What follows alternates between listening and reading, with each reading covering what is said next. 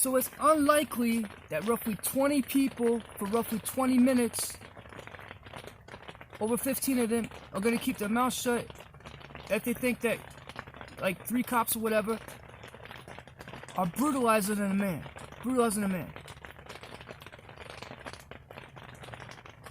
People are going to change their story sometimes if they think they're going to get money and or fame, which they confuse as love. I'm from Florida. Here's an average thing that happens every single day, basically on an average day, sometimes several times a day, at the bus terminal in Florida. Somebody either stands in front of the bus, shuts down the whole bus on its route. Bus driver got a job to do. He or she got about like 2 minutes to get out of there after they pull up and people get on there real quick. And then once they take off, they're not allowed to stop. So they trespass people every single day at the Orlando bus station. That's over 50 buses.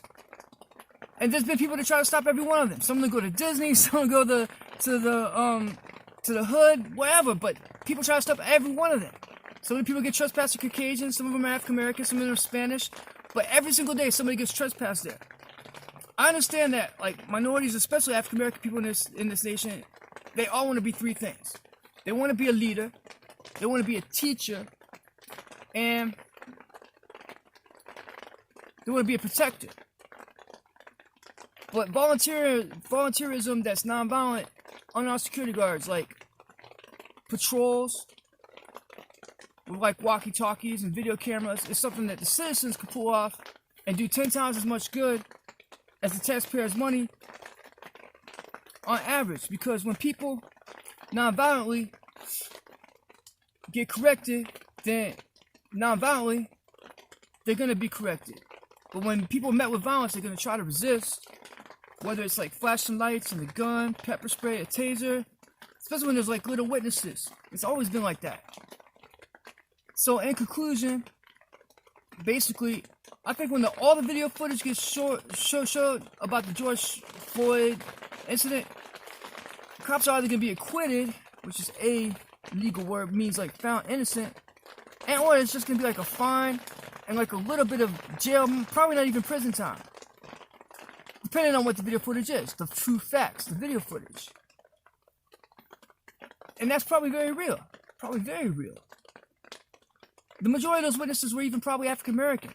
So certainly African American people are people in what looks like a rough neighborhood, and I guess it probably was. They're conditioned for like basically war. A whole bunch of them basically got like post-traumatic stress syndrome. I'm speaking from experience. A Caucasian person living in a rough neighborhood, they can have like post-traumatic stress syndrome, a lot of them. And it's a lot of times the same thing with African American people. But it's also a conditioning thing where they're prepared to fight. Especially if they think they could possibly get some money for it. Oh, these cops are like brutalizing the man. Well, they're going to stop these cops. There's cameras.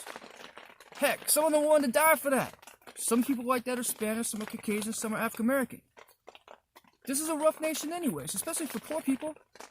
People working 9 to 5, working dishwashing tickets and digging ditches and shoveling snow, working 9 to 5, hoping to get out on a ticket, sitting around at the temporary staff agency for like 5 hours on an average day, only getting out a ticket every other day. These people willing to die for a lawsuit they think they might get $1 million from. And they're already thinking like that. Why these people at these bus terminals and stuff stopping up the whole bus, they thinking like, they're going to sue the bus terminal. Almost none of them win. Some blind guy tried to sue McDonald's, I think it was just last year or like 3 years ago. He was blind. He was walking up to the drive-thru. He was like, well, they serve other people to drive-thru. Shouldn't even gone to court.